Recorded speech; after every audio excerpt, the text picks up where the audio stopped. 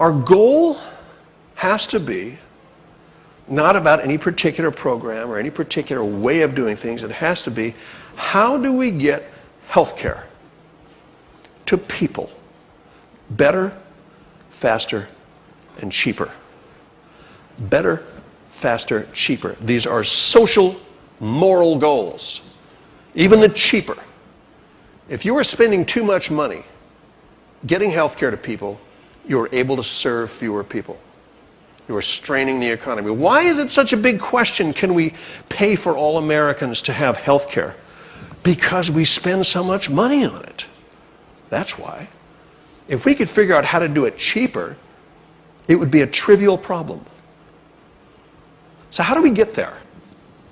Let's do a little arithmetic here. So I believe it can happen, and I'll tell you two basic things I believe are true. One is that the U.S. is the likely leader. Why? Because we do it so poorly. This is the place that real reform is going to begin. And the likely tool is information. Let's do the arithmetic on this. Okay? The arithmetic goes like this. If you've been a follower of the Dartmouth Group and the RAND Corporation and the work that they have done about cost and quality in healthcare, you will already know what I'm about to put up here. This is very sound information. They've done these studies over and over in a bunch of different ways, and they've involved both physicians and economists.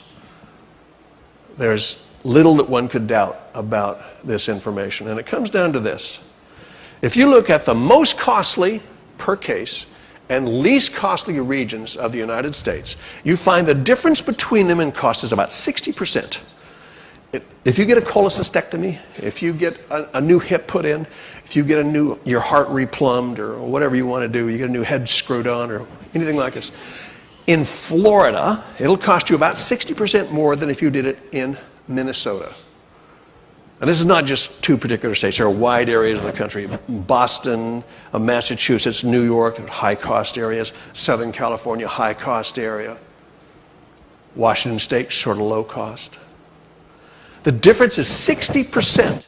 Well, you'd think, you get what you pay for, right? So they're giving you more stuff down here in Florida, right? Well, yeah, because the prices are pretty much controlled. They're not charging more for the same thing so much. They're doing more stuff for you, more MRIs, more tracheotomies, more visits to specialists, whatever. Well, then people in Florida must be better off for this, right? I mean, you get what you pay for, right? The variation in outcomes is zero.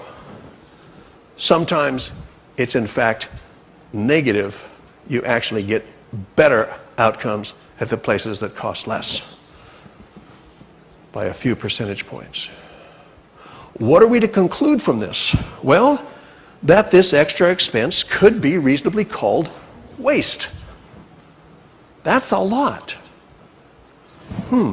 So what if every place in the country somehow modeled what they were doing, say, in Minnesota? Now, is Minnesota like a terrible place to have medical things done to you? All right. Have you heard of the Mayo Clinic? What if we all modeled Minnesota? What would the savings across the country be? Well, about 30%. Now, keep in mind, this is old data. I mean, this is like 1990s, early 2000s. So we're looking at we're not looking at some whiz-bang new way of doing medical care. We're talking about the way we've always done medical care. Some places do more, some places do less. And it turns out the places that do less, you're no worse off.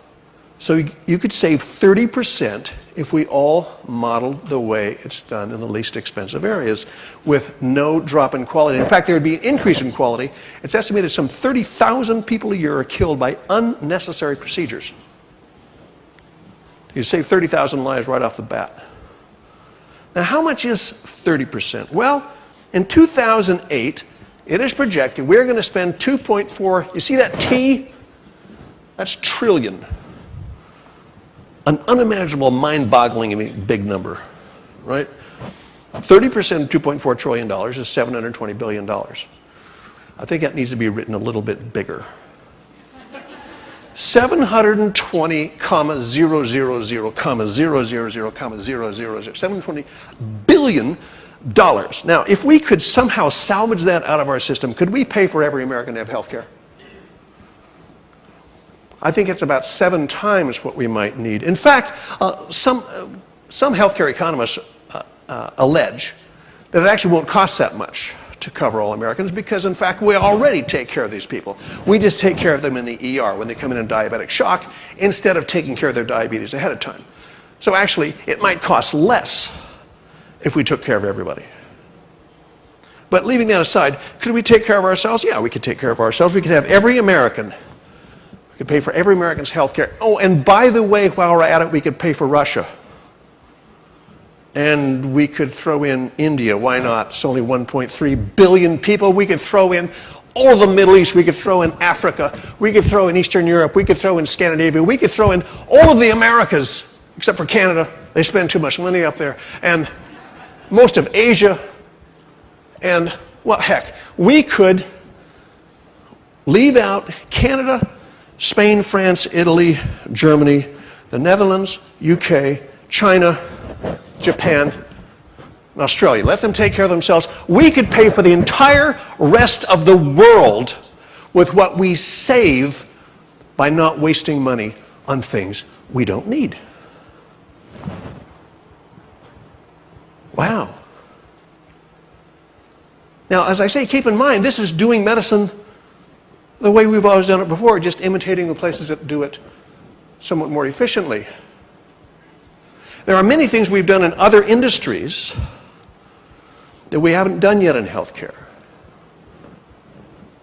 And we could imagine if we did them, we could drive down the cost even more. If we began to ask, how can we do this better, faster, cheaper, it is easy to imagine that we can in fact cut the cost not by 30%, but by 50%. I want you to think about how you got here. Unless you drove here. You bought a ticket. How many people had their ticket made out for them by an agent?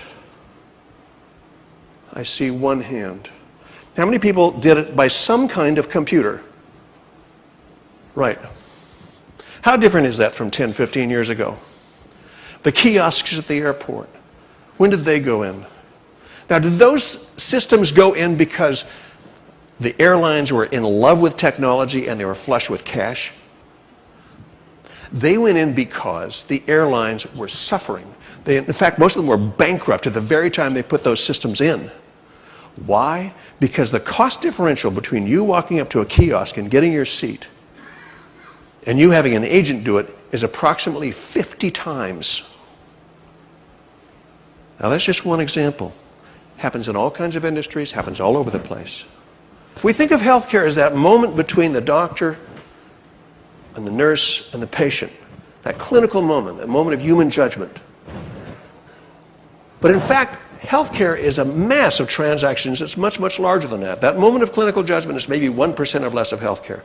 If we took everything in healthcare that could possibly be done by a machine, from waxing the floors to watching the entrances to adding up the bills, everything, and had it done by machines, as they do in other industries, and left for the humans the things that humans are really good at, that we really want humans at, we would find not only a great decrease in transactional costs, we would find a tremendous increase in the amount of time that a doctor or a nurse can actually spend with a patient, helping them be healthy. So automate everything, measure everything. We have not yet done that in healthcare. So when I say we could cut the cost of healthcare in the United States by 50% and drive up quality at the same time, there's no reason to doubt it.